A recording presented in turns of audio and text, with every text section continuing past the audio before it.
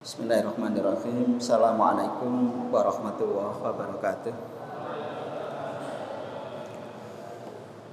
Alhamdulillahilladzi anzala ala abdihil kitaba wa lam yaj'al lahu iwaja. Wassalatu wassalamu ala asyrafil anbiya wal mursalin wa ala alihi wa ashabihi ajmain. Amma ba'du. Qala Allahu ta'ala fil Qur'anil Karim. Wa yundirul ladzina qalu ittakhadallahu walada wa qala Rasulullah sallallahu alaihi wasallam khairukum man ta'allamal Qur'an wa 'allama. Para asatidz dan asatidzah yang berbahagia, alhamdulillah pada sore hari ini kita bisa melanjutkan kajian kita tentang tafsir surat Al-Kahfi yang ditinjau dari aspek medis. Kalau pada pertemuan yang perdana kita telah membahas ayat yang pertama tentang Alhamdulillah. Kalau kita flashback lagi bahwa Alhamdulillah itu merupakan wujud dari mental seseorang yang sehat. Allah Subhanahu wa ta'ala memberikan pengajaran kepada kita dengan alhamdulillah. Alhamdulillah ini sebagaimana kita paham betul, dia tidak menggunakan pola fi'il tetapi pola isim. Ini memberi suatu pemahaman yang sangat-sangat luar biasa. Kalau dia memakai pola isim berarti tidak terbatas waktu, tidak terbatas tempat, dan tidak terbatas makna. Beda dengan menggunakan pola fi'il, dia akan terbatas dengan waktu, terbatas dengan maksud dan makna. Ayat berikutnya adalah qayyiman liyundhira ba'san syadidan min ladunhu wa yubashshiral mu'minina alladziina ya'malunas shalihat anna lahum ajran hasanah. Sebelum kata-kata qayyiman itu disebut di situ adalah iwaja. Ini pentingnya wakaf. Jadi kalau kita tidak tahu wakafnya di mana, saktanya berhentinya di mana, itu nanti jadi kacau. Makanya dari kata-kata iwaja itu diwakaf di situ baru qayyiman. Artinya dua kata ini memberi penjelasan tentang Alkitab. Alkitab yang dimaksud di sini adalah Al-Qur'an. Al-Quran mengandung dua aspek. Yang pertama adalah iwaja. Tidak ada yang bengkok, tidak ada berita atau kabar-kabar yang tidak sesuai dengan fakta. Qayyiman artinya dia lurus betul, muqtaqayyiman. Tidak ada sesuatu yang slip di dalamnya. Liyundhira ba'san syadida ay liyundhira alladziina kafar, untuk memberi peringatan. Di ayat ini ada dua pola. Yang pertama adalah indar, dan yang kedua adalah ibsyar. Yang satu menunjukkan kabar negatif. Kalau ayat kedua itu ada wayundir indar.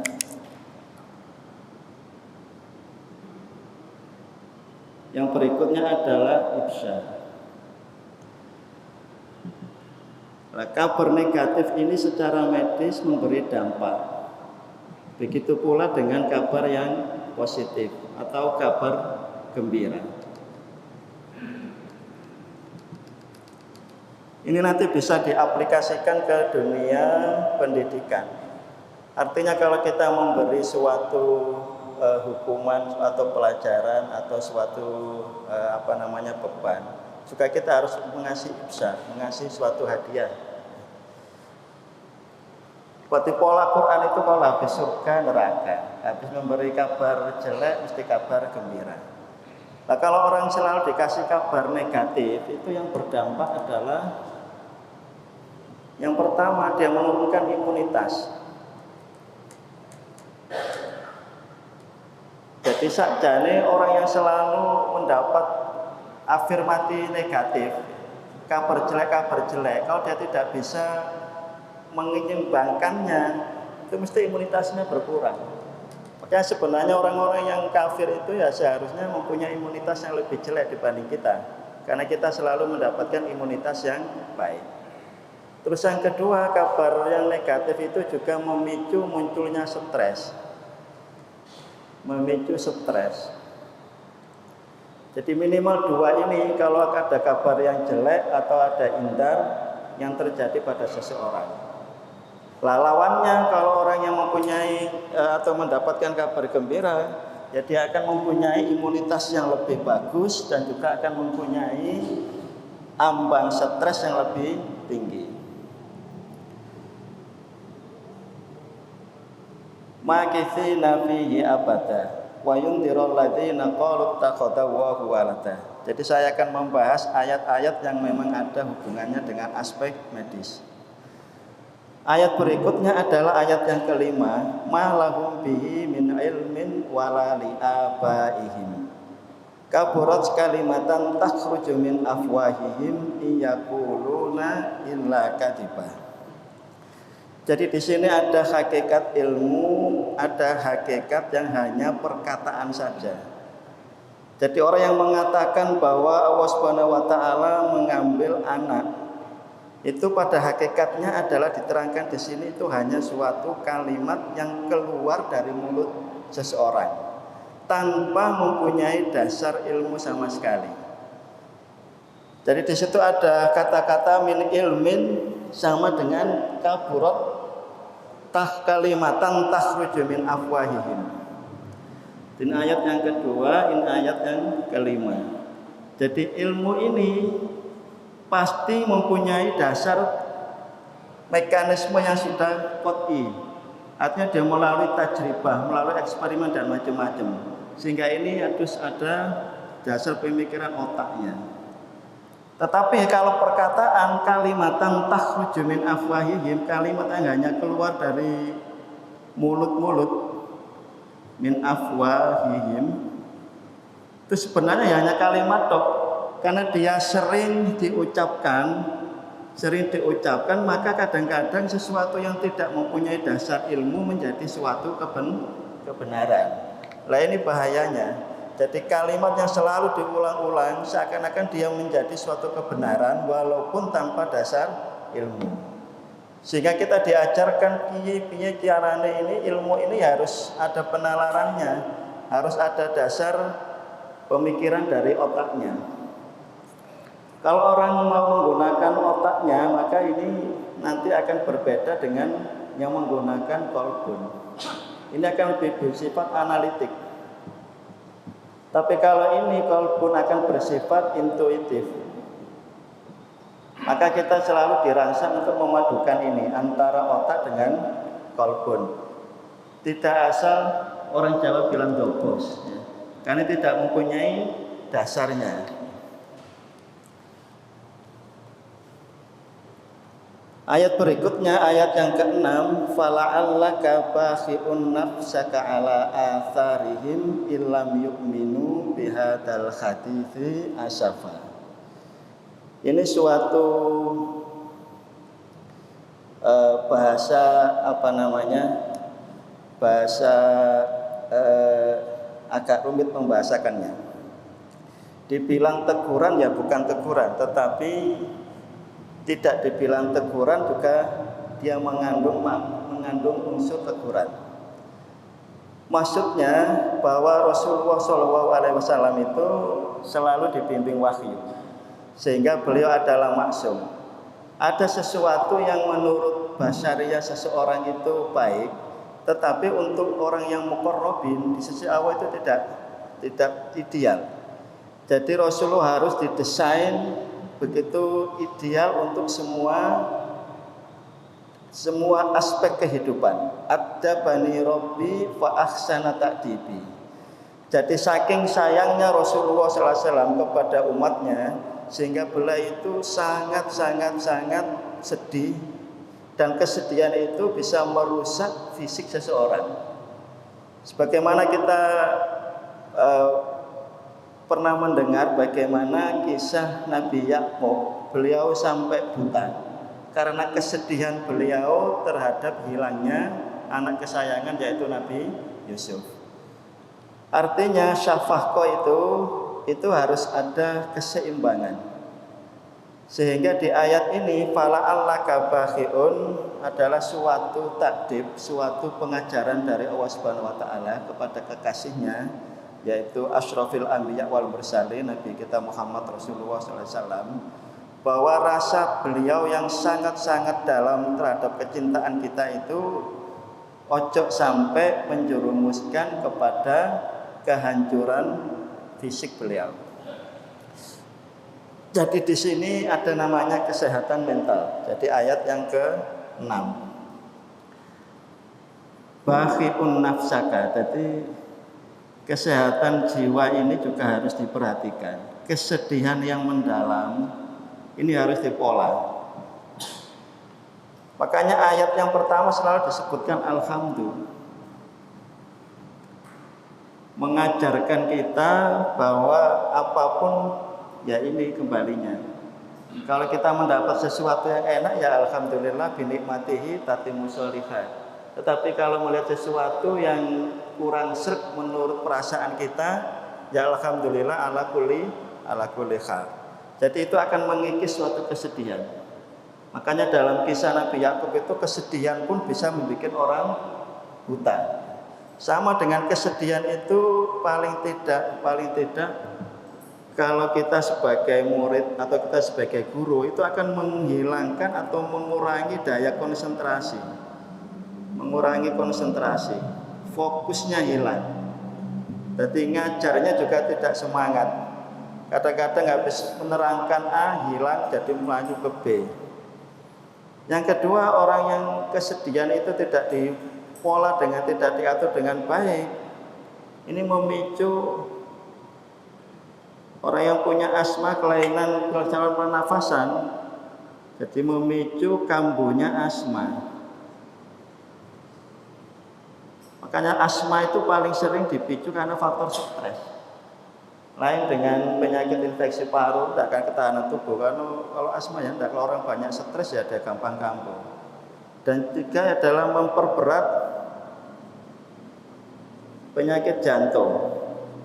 Jadi yang punya jantungan dia juga bisa naik. Yang punya diabetes kadar gulanya bisa naik, glukosa darah bisa naik. Ya. Jadi bagaimana mengatur kesedihan itu menjadi sesuatu yang tidak berdampak kepada kesehatan. Ayat berikutnya yang berhubungan dengan medis adalah ayat yang ke-11. Fadarabna ala adhanihim fil kahfi sinina adada. Fadarabna ala adhanihim. Ayat ke-11 nih. Doroba itu artinya memukul, dikampleng. Dikampleng. Fadarabna ala adhanihim. Sing dikampleng telinganya. Ini hebatnya Al-Qur'an ya.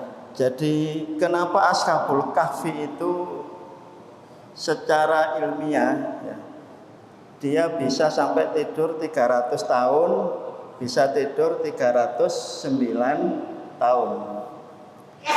Tidak bingung ya membedakan antara 300 sama 309. Jadi kalau 300 itu berarti dia pakai perhitungan Masehi ya. Karena setiap 100 tahun itu Komariah itu balap 3 tahun. Jadi kalau 300 tahun berarti dia jadi 309 ya. Kan Komariah itu tidak ada yang 31 tidak ada, tapi yang Masehi kan sampai 31. Makanya setiap 100 tahun itu pasti Komariah mendahului Samsiah. Fadarabna ala adhanihim.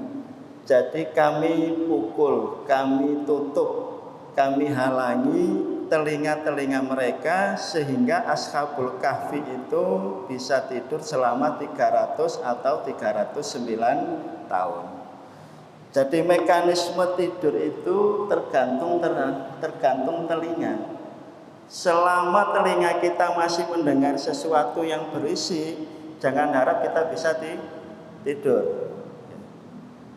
Makanya orang yang tidur itu,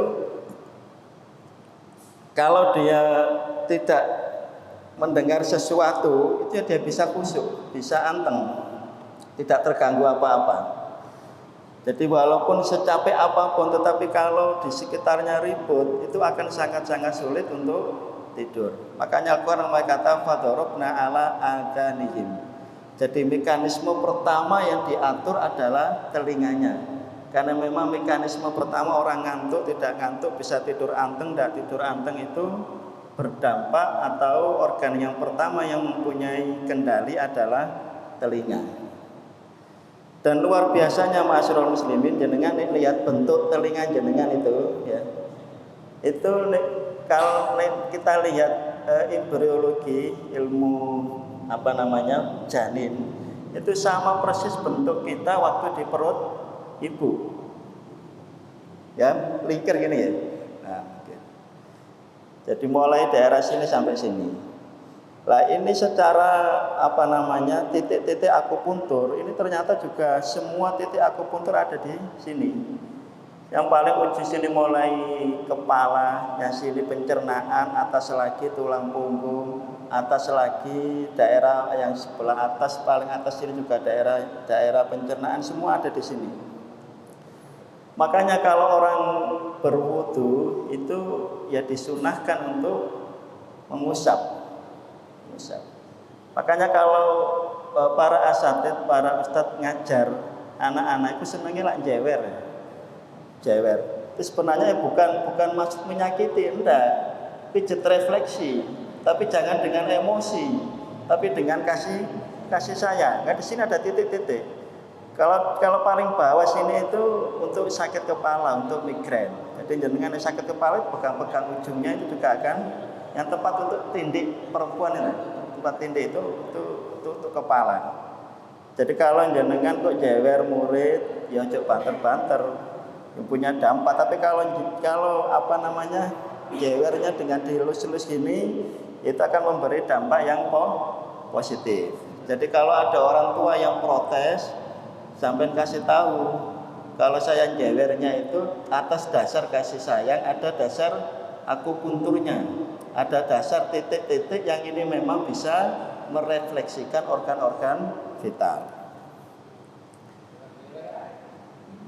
Boleh besok boleh jalan.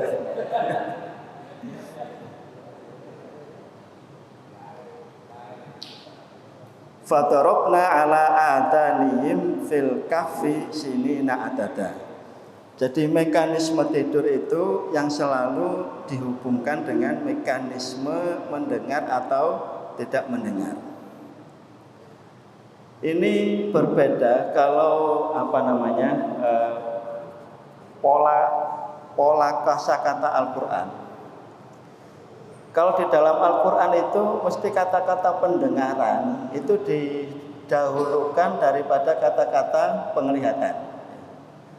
Jadi kalau di dalam Al-Quran itu selalu gandengan as-sam'u wal absor, itu kalau nggak salah 33 kali itu selalu bergandengan.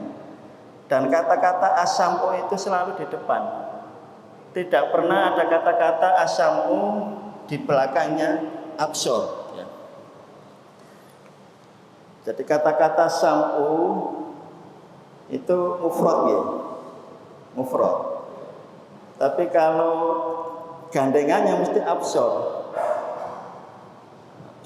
Dia pakai jamak. Kenapa ini didahulukan? Secara embriologi, secara penciptaan, memang kata-kata mendengar lebih dulu diciptakan oleh Allah, lebih dulu berfungsi. Orang usia 4 bulan di kandungan sudah bisa mendengar. Makanya ibu-ibu yang hamil, ya, bapak-bapak yang punya istri lagi hamil, 4 bulan itu anaknya sudah bisa mendengar. Kenapa dia memakai kata-kata mufrad sedangkan absor jamak? Kalau kita mendengar, itu kita tidak bisa fokus. Suara dari sana bisa kedengaran, sana kedengaran. Jadi kita nggak bisa milih, oh krungu suara kono tok ora iso. Kalau saat bersamaan ada suara sana ya kita terpaksa mendengar. Makanya pakai tunggal. Tetapi absor itu jamak. Kita boleh milih, oh milih saya lihat sana, milih lihat sini, itu tergantung saya penglihatannya. Ya. Jadi pandangan yang banyak bisa saya pilih. Ya. Hanya ada satu kata yang pakai mufrad. Hanya satu yang pakai mufrad. Di dalam surat Al-Isra ayat 36. Wala taqfu ma laisa laka bihi ilmun innas sam'a wal basar. Bukan absor ya. Kenapa yang lain jamak dia kok mufrad dhewe? Wala taqfu ma laisa laka bihi ilmun. Kamu ojo ngomong, ojo bertingkah, ojo sembarang tingkah tanpa dasar ilmu. Karena apa? Karena pendengaranmu, penglihatanmu itu akan dimintai pertanggungjawaban. Nah, ini menunjukkan tanggung jawab individual. Tanggung jawab individual. Makanya tidak memakai kata-kata absurd, tetapi memakai kata-kata basor. Kata bukan pakai kata jamak, tapi kata mufrad. Hanya dalam satu. Sama ini juga begitu. Ini sama selalu di depan, absor selalu di depan, kan selalu di belakang karena mengikuti embriologi yang lebih dulu sampai. Hanya ada satu di dalam surat As-Sajdah. Kalau tidak salah ayat 12 nih. Jadi ini kata-kata absor dulu disebutkan ya. Ada yang hafal As-Sajdah 12? Yang ru'usuhum itwuqifu itil al-mujrimuna itwuqifu ala rabbihim qol tak buka gitu pada keliru ya. Surat As-Sajdah surat ke pinten? 32 ya. Gimana ayatnya di situ? Ayat 12.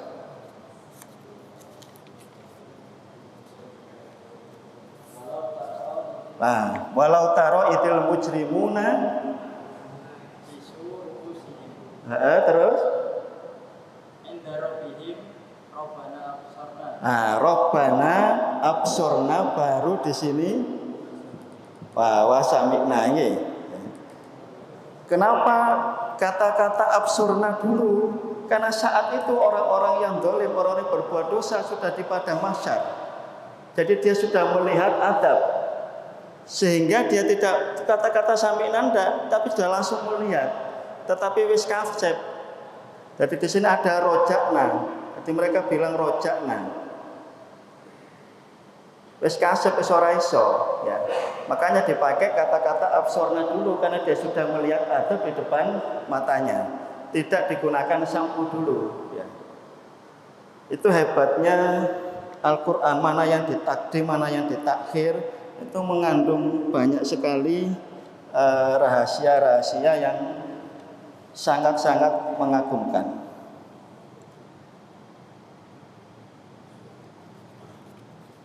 Saya kira untuk pertemuan ini saya cukupkan. Nanti mungkin ada dialog 1-2 pertanyaan, karena masih banyak ayat-ayat yang lain yang mengandung rahasia medis yang bisa kita kaji. Tafadhol para asatidz 1 atau 2 pertanyaan. Monggo. Pertanyaan yang pertama, Allah banyak memberikan surat yang berupa ancaman kepada orang yang melakukan kejelekan dan memberikan kabar gembira kepada orang yang melakukan kebaikan. Ini berarti kan cara Allah bagaimana Allah itu mengingatkan manusia supaya sadar dengan ancaman-ancaman. Tetapi faktanya bahwa ada orang itu yang merasa takutnya itu meskipun diancam dengan neraka itu tidak punya arti apa-apa. Jadi ancaman neraka, pahala surga tidak berubah terhadap perilakunya. Artinya bahwa orang itu rasa takutnya itu hilang, rasa takutnya tidak ada. Apakah itu juga bisa sebagai cermin bahwa orang itu secara fisik karena tidak punya rasa takut maka lebih sehat? Nah, nomor dua, kenapa orang itu ada orang yang ketika diberi ancaman-ancaman tapi tidak berpengaruh pada dirinya, ya, pada dirinya tidak punya pengaruh. Pertanyaan kedua tentang tidur, ya, dalam surat Al-Kahfi, tidur yang panjang. Padahal kita pelajari selama ini manusia itu ada keseimbangan antara tidur dengan bangunnya, gitu kan?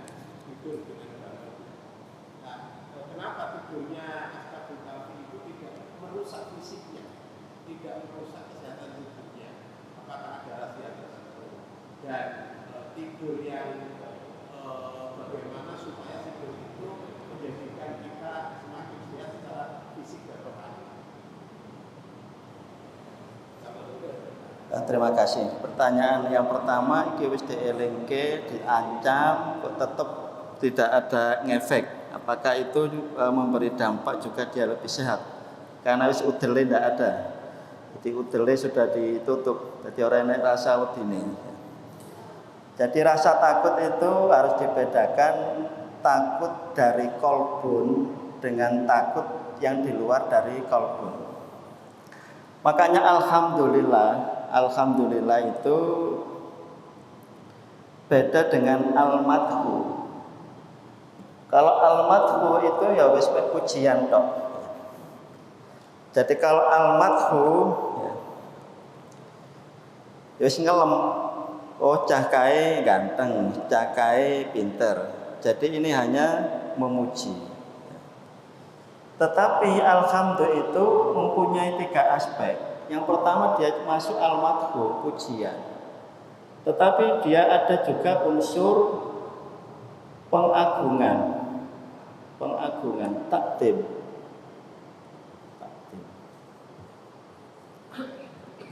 Yang ketiga adalah ini yang paling penting, cinta. Jadi kalau orang sudah bisa mengungkapkan alhamdulillah yang benar, itu sudah pasti cinta ini muncul, cinta kepada Allah Subhanahu wa taala. Jadi kalau kita selama ini alhamdulillah belum ada kedua ini, belum muncul takdim, belum muncul cinta, ya terus kita perdalam, kita maknai betul, ya. Kalau hanya baru di pujian berarti kita baru ini al-madhu, ya. Jadi kalau orang sudah diberi indar, sudah diberi diweden-wedeni, tetapi kelihatan kok orang stres, dia malah happy aja, itu ya mungkin kolbunya. Makanya Rasulullah SAW dalam banyak ayat itu diberi bimbingan. Artinya bagaimana semangatnya Rasulullah SAW sampai ke kaum Quraisy, ke dakwah kemana-mana itu karena syafaqah beliau. Tetapi sekali lagi urusan hidayah itu innaka la tahdi man ahbabta walakinna Allaha yahdi man yasha. Urusan hidayah ya sudah, tidak ada urusan dengan manusia.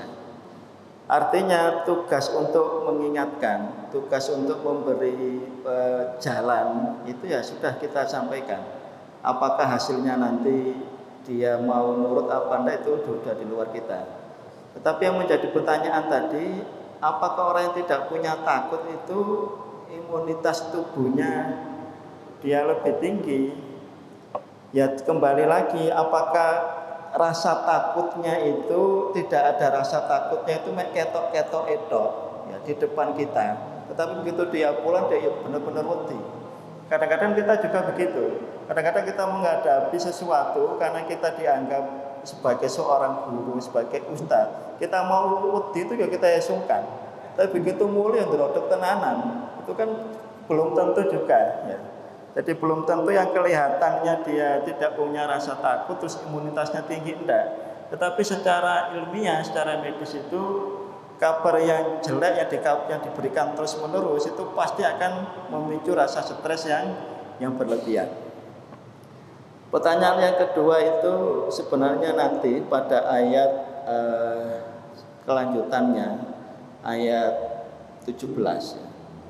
Wa tarasyamsa idza tala'at tazawwuru an kahfihim datal yamin wa idza gharabat taqriduhum datas shimal wa hum fi fajwatin min. Jadi kenapa mekanisme tidurnya Ashabul Kahfi itu tidak pakai kata-kata naum, tetapi pakai kata-kata rukud. Rokoda dengan nama yanamu berbeda. Beda lagi dengan kata-kata nuas, ngantuk, beda. Kata rukud itu hanya dipakai 2 kali di cerita Ashabul Kahfi ini ya. Sama dalam surat Yasin. Man ba'asana mim marqadina.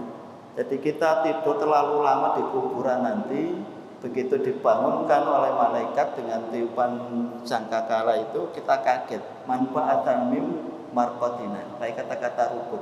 Jadi rukud itu tidur yang tidak terbatas. Kalau di Ashabul Kahfi ya 300 tahun, 309, nanti kita tidak tahu bisa ribuan. Makanya pakai kata-kata rukud. Tapi yang lain pakai kata-kata naum. Dan naum itu dalam Al-Quran ada 9 ayat ya. Itu masing-masing menggambarkan yang berbeda ya. Ayat pertama tentang tidur itu malah berbicara tentang tauhid yang selalu kita baca tiap hari, ayat kursi. Yang bedake menungso karo kholik ya tidur itu, la ta'khudhuhu sinatun wala naum. Ayat berikutnya yang lain-lain tentang tidur itu berbicara tentang manfaat tidur. Wa ja'alna naumakum subata. Ayat yang lain berbicara tentang mimpi. 2 ayat bicara tidur tentang mimpi. Ayat yang lain, tidur itu sarana untuk Allah Subhanahu wa taala mendatangkan azab. Jadi bagaimana umat-umat yang dulu itu diadab saat mereka tidur. Lah kenapa Ashabul Kahfi dia tidak rusak ya? Karena di ayat ke-17 disebutkan wa idza gharabat taqriduhum datashimal wa hum fi fajwatin min. Jadi kalau matahari terbit ya sinar matahari itu masuk ya. Dibolak-balik wa nuqallibuhum datal yamin wa datashimal. Dan yang paling penting itu jangan lupa wa hum fi fajwatin min. Mereka ditaruh di fajwa. Fajwa itu adalah tempat yang paling luas di daerah situ. Jadi kalau membedakan dengan ghor sama kahfun, itu kalau ghor itu sempit. Kayak gua Hiro, gua Thur ya segitu tok, 1 orang, 2 orang tok. Tetapi kalau kahfi itu luas, seperti gua-gua di tempat kita. Kalau Ashabul Kahfi itu kan banyak versi. Tetapi yang terkuat itu katanya di Jordania, di daerah Jordania. Jadi makanya guanya lebar-lebar, tidak pakai kata-kata ghor. Ghor itu biasanya di padang-padang pasir yang sempit-sempit. Jadi kalau kita mempunyai saudara kita yang tidak bisa bergerak, tidak bisa jalan, orang habis kena stroke atau habis lumpuh dan lain-lain, ya di sini inspirasi, suruh ditaruh di tempat yang paling luas. Kalau rumah kita yang paling luasnya di ruang tengah ya taruh di ruang tengah. Kalau kamar kita yang paling luas ya taruh di kamar kita yang paling luas. Dan ventilasinya harus betul-betul masuk. Apakah sinar matahari atau ventilasi buatan. Dan jangan lupa dibolak-balik. Untuk apa? Untuk menghindari ada yang namanya luka dekubitus. Ada luka yang di punggung. Yang kedua, orang yang tira baring tidak digerak-gerakkan, itu nanti di aspek saluran nafas sama paru ada namanya pneumonia ortostatik. Orang kena infeksi paru gara-gara tidak ada gerak. Dia berdiam diri terlalu lama, tidak ada aktivitas. Itu jangan dikira tidak gampang terkena infeksi. Makanya harus ada gerak. Tidak bisa gerak, digerakkan. Sama orang tidak mau sholat, ya disolati. Jadi kalau kita punya keluarga tidak mau gerak, digerakkan. Jadi ayat yang ke-17 itu menjawab pertanyaan jenengan bahwa Ashabul Kahfi ini memang didesain oleh Allah Subhanahu wa taala. Dia secara alami orang kalau membantah pun tidak bisa. Orang iso wong turu ratusan tahun bisa selamat enggak. Tetap dia dibikin suatu mekanisme yang secara ilmiah pun tidak akan bisa membantah. Makanya ayat yang pertama itu disebut iwaja, tidak ada betul-betul kekhilafan, tidak ada celah untuk membantahnya. Karena Al-Quran sudah jelas dia diwolak-walik. Jadi siapa yang mau membantah? Kalau tidak ada di sini tersurat dibolak-balik, ya orang akan bilang ini mesti tidak bisa bertahan sampai ratusan tahun. Tetapi Al-Quran menyebutkan dia dikasih ruang yang paling luas. Sinar matahari balik. Ayat ke-18 juga disebutkan wa nuqallibuhum tatal yamin wa tatas shimal. Dan yang penting nggih. Wa qalbuhum basitun dira'aihi bil wasid. Ayat ke-18. Kalbun anjing ya, asu itu ya. Itu kalau menurut mazhab Syafi'i kan najis. Tetapi mazhab Maliki itu tidak najis. Yang najis hanya air liurnya. Kenapa Al-Quran memakai percontohan kalbun? Ya. Kalbun itu suatu hewan yang bisa dilatih, bisa diajari. Ya. Artinya kalau walaupun kita bukan tenaga medis, tetapi kebetulan ada anggota keluarga kita itu yang tidak bisa bergerak, itu bisa diajari, bisa dilatih. Ya. Masuk kalah karo kalbun ya. Yang kedua, kesetiaannya itu luar biasa. Kalbun itu ya dia manut terhadap tuannya, apapun yang terjadi dia manut sama tuannya. Dan ini disebutkan wa kalbuhum basitun dira'aihi bil wasid. Dia itu mengambil posisi yang siap terkam. Artinya kewaspadaan tingkat tinggi. Jadi orang yang merawat keluarga yang tidak bisa bergerak atau membutuhkan bantuan tenaga kita, itu kita harus betul-betul ekstra. Seperti ekstranya kalbun menjaga tuannya pada ayat ke-18. Jadi bagaimana sikapnya anjing itu juga dipaparkan dalam ayat ke-18 ini. Jadi orang yang tidur lama tetap dibolak-balik sama Allah Subhanahu wa taala, dikasih sinar matahari, tapi juga dikasih penjagaan. Makanya ayat yang berikutnya lawit tolak ta'alaihim lawalaita minhum firara wa lamulita minhum rubba. Siapapun yang melihat, menyaksikan itu mesti lari terbirit-birit. Makanya enggak ada yang mengganggu karena dia lihat anjingnya itu seperti itu, sigap sekali. Dia siap menerkam siapa yang akan mengganggu. Sama kita juga harus siap siaga untuk melayani yang memang betul-betul butuh dilayani. Kalau kita sebagai seorang pengajar ya kita harus sigap setiap saat kalau murid kita butuh bantuan. Saya kira cukup satu pertanyaan, ngapunten untuk asatidz yang lain. Jadi kita cukupkan pertemuan ini. Mudah-mudahan dengan kajian ini kita bisa lebih senang berinteraksi dengan Al-Quran.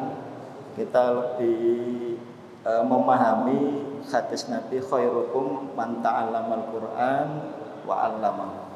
Akhirul kalam wal afu minkum subhanaka Allahumma wa bihamdika nasyhadu an la ilaha illa anta nastaghfiruka wa natubu ilaik. Wassalamualaikum warahmatullahi wabarakatuh.